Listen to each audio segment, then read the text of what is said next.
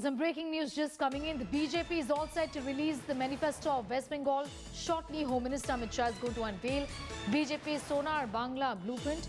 Bengal BJP manifesto likely to focus on job creation. Poulami Saha is getting asked more details on that story. Poulami, in fact, you had exclusively got us inside details of what the manifesto is going to be focusing on. Jobs and industries is what the BJP is looking at very closely, is it?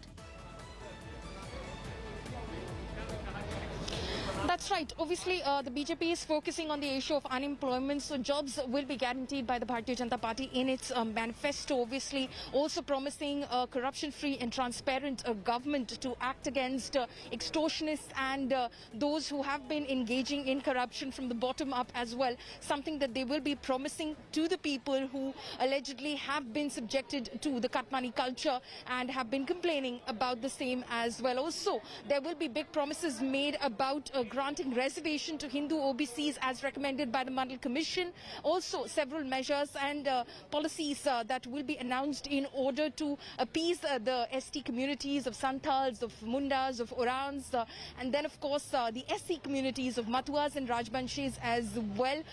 Thakurnagar, which is the seat of the Matua Mahasangh, will be given prime place. Religious tourism, again, will be promised by the Bharatiya Janata Party in its manifesto. Several features that will be, in fact, making their mark in this manifesto. Of course, it remains to be seen to what extent it has an impact on the ground. Yes. All right, Poulami getting us all of those details. Poulami Saha reporting on that story from Bengal about the BJP manifesto.